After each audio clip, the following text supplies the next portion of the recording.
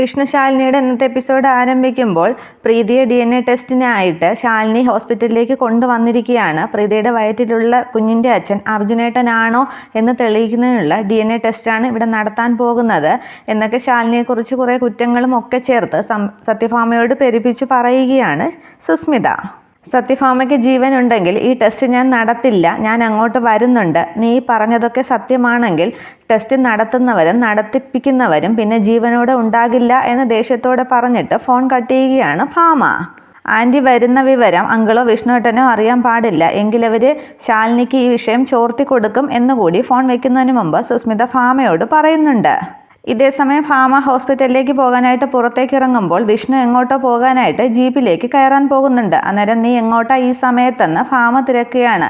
അന്നേരം ഞാൻ ദാസനെ ഒന്ന് കാണാനായിട്ടെന്ന് വിഷ്ണു പറയുന്നുണ്ട്. അന്നേരം എന്തെങ്കിലും അത്യാവശ്യമുണ്ടോ എന്ന് ഭാമ തിരക്കുകയാണ്. ഇല്ല, അത്യാവശ്യമൊന്നുമില്ല, വെറുതെ കാണാനാണെന്ന് വിഷ്ണു പറയുന്നുണ്ട്.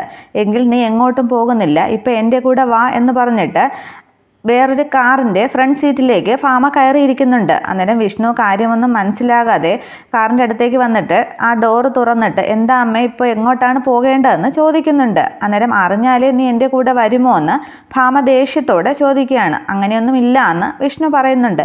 എങ്കിൽ വണ്ടി എടുക്കുമെന്ന് വിഷ്ണുവിനോട് ഭാമ പറയുകയാണ്. തുടർന്ന് വിഷ്ണു കാറിലേക്ക് കയറിയിരുന്നിട്ട് ഫോൺ എടുത്ത് ദാസനെ ഒന്ന് വിളിച്ച് പറയാൻ ഞാൻ വരുന്നില്ല എന്നും പറഞ്ഞ് നമ്പർ ഡയൽ ചെയ്യാൻ തുടങ്ങുന്നുണ്ട്.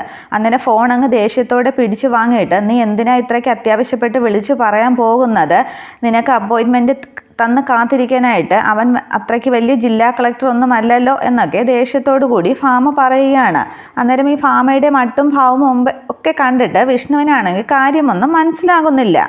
എന്നാൽ ഞാൻ വിളിക്കുന്നില്ല, അമ്മ ഫോൺ ഇങ്ങി താന്ന് വിഷ്ണു വണ്ടി എടുക്കുന്നതിന് മുമ്പ് പറയുന്നുണ്ട്. അന്നേരം ഡ്രൈവിങ്ങിന് ഇടയ്ക്ക് ഫോൺ ഉപയോഗിക്കാൻ പാടില്ല എന്ന് പറഞ്ഞിട്ട് വിഷ്ണുവിൻ്റെ ഫോൺ സത്യഭാമ തിരികെ കൊടുക്കുന്നില്ല. എങ്കിലമ്മ ഞാനത് ഉപയോഗിക്കുന്നില്ല എന്ന് ചിരിച്ചുകൊണ്ട് വിഷ്ണു പറയുന്നുണ്ട്. എങ്കിൽ പിന്നെ ഉപയോഗിക്കുന്നില്ലെങ്കിൽ ഇതെൻ്റെ കയ്യിൽ ഭദ്രമായിട്ട് തന്നെ ഇരുന്നോളുമെന്ന് ഫോൺ കാണിച്ച് ഭാമ പറയുകയാണ്. അന്നേരം അത് തലകുലിക്ക് സമ്മതിച്ചിട്ട് വിഷ്ണു മനസ്സിൽ കരുതുന്നുണ്ട് എന്തോ കാര്യമായ കുഴപ്പമുണ്ടെന്ന്. ശാലിനിയുമായിട്ട് ബന്ധപ്പെട്ട എന്തെങ്കിലും വിഷയമായിരിക്കുമോ എന്നൊക്കെ വിഷ്ണു അങ്ങ് ആലോചിച്ചുകൊണ്ടിരിക്കുമ്പോൾ എടാ നീ വണ്ടി എടുക്കെന്ന് ഭാമ പറയുകയാണ്. അന്നേരം എങ്ങോട്ടാണെന്ന് വിഷ്ണു തിരക്കുന്നുണ്ട്. ആദ്യം നീ വണ്ടി എടുക്ക്, പിന്നെ ഞാൻ എങ്ങോട്ടാണെന്ന് പറയാമെന്ന് വിഷ്ണുവിനോട് ഭാമ പറയുകയാണ്. ഉറപ്പായിട്ടും എന്തോ കുഴപ്പമുണ്ട് എന്നൊക്കെ പറഞ്ഞ് സീറ്റ് ബെൽറ്റ് പിടിച്ചിട്ടിട്ട് വിഷ്ണു ഭാമയൊന്നും ആക്കി പറയുന്നുണ്ട്. സീറ്റ് ബെൽറ്റും പിടിച്ചിട്ടുണ്ട്, അതും സേഫ്റ്റി അല്ലേ എന്ന്. അന്നേരം അതും തലകുലുക്കി ഭാമ സമ്മതിക്കുകയാണ്.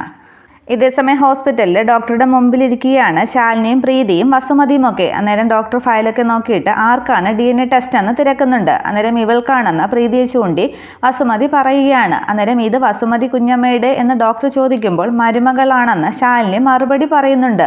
അന്നേരം വസുമതി കുഞ്ഞമ്മയെന്ന് ഡോക്ടർ വിളിക്കുകയാണ്. അന്നേരം പെട്ടെന്ന് വസുമതി പറയുകയാണ് നമ്മൾ രാജകുടുംബത്തിലുള്ളതാണ്, അപ്പോൾ ആ രക്തത്തിൽ കലർപ്പില്ല എന്ന് എനിക്ക് തിരിച്ചറിയണം, പുറത്താരും ഇതറിയണ്ടെന്നും വസുമതി ഡോക്ടറോട് പറയുന്നുണ്ട്.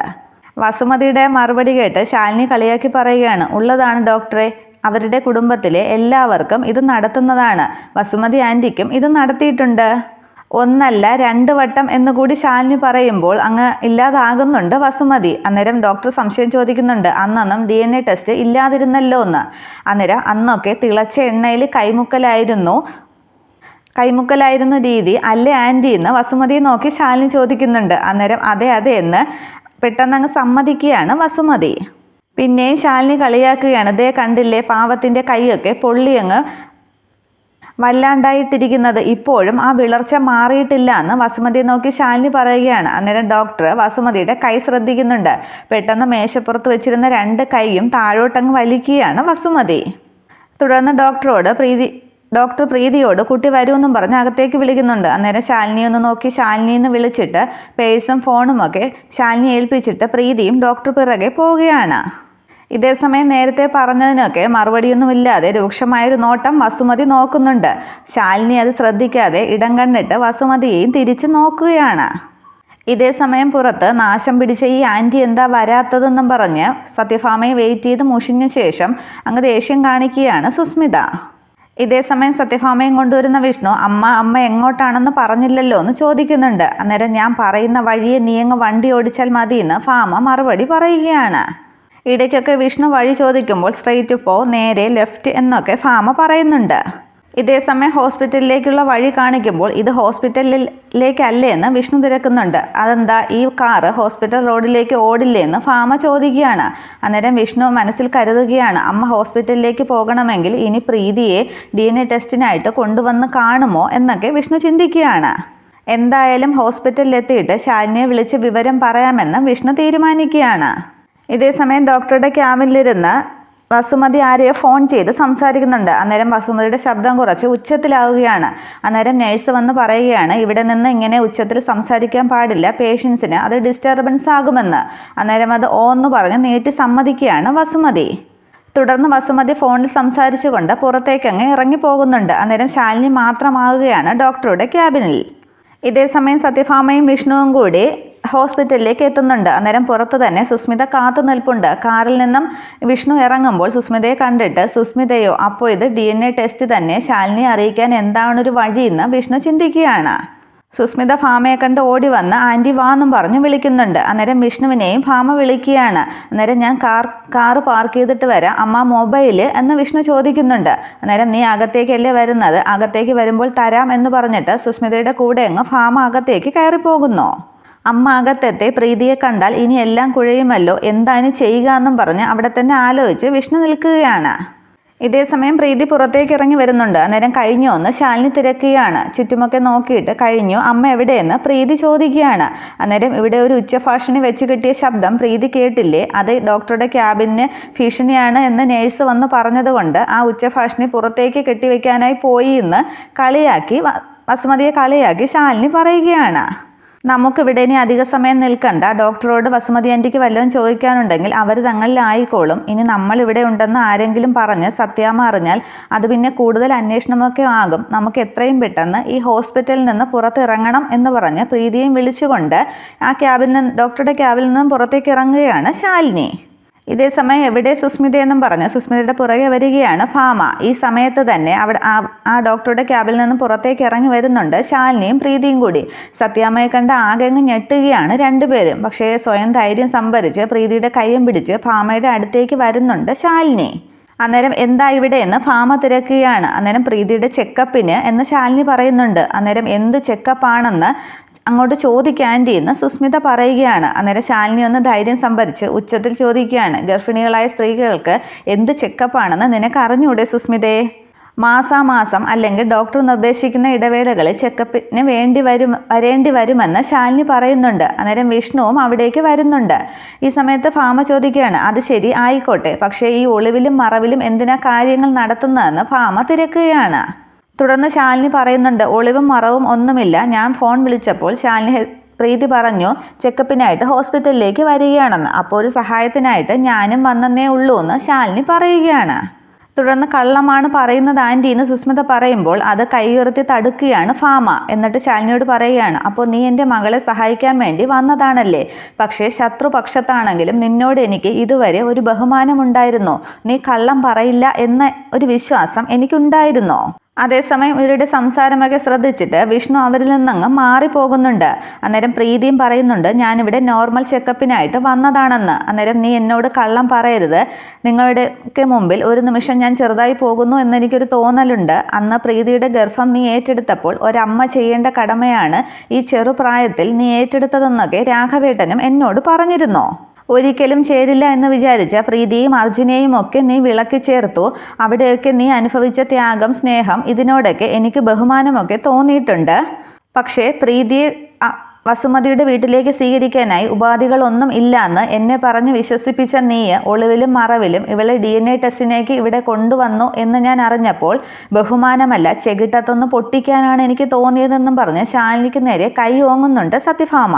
അന്നേരം ഒന്നും അറിയാത്ത പോലെ DNA ടെസ്റ്റോ അമ്മ എന്തൊക്കെയായി പറയുന്നതെന്ന് പ്രീതി ചോദിക്കുകയാണ്. അന്നേരം പ്രീതി ഒന്ന് മുന്നോട്ട് പിടിച്ചിട്ട് കവിളിലൊന്ന് തോണ്ടിയിട്ട് ഭാമ പറയുകയാണ്, എൻ്റെ മോളുടെ അഭിനയം തീരെ പോരാ, ഇതിൽ കേമി ഇവള് തന്നെയാണെന്ന് ശാലിനിയെ ചൂണ്ടിയും പറയുന്നുണ്ട്.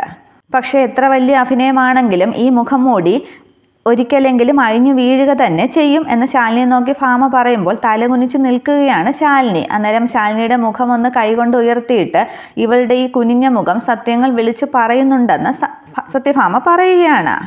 ഇവളുടെ ഈ വിറയ്ക്കുന്ന ശരീരവും തുടിക്കുന്ന കണ്ണുകളുമൊക്കെ എന്നോട് സത്യം വിളിച്ചു പറയുന്നുണ്ട്. നിന്നെ എന്ത് ടെസ്റ്റിനാണ് ഇവിടെ കൊണ്ടുവന്നതെന്ന് പ്രീതിയോട് പറയുകയാണ് ഭാമ. അന്നേരം ശാലിനിയെ സത്യഭാമ ഒരുപാട് വഴക്ക് പറയുന്നത് കേട്ടങ്ങ് ചിരിക്കുകയാണ് സുസ്മിത.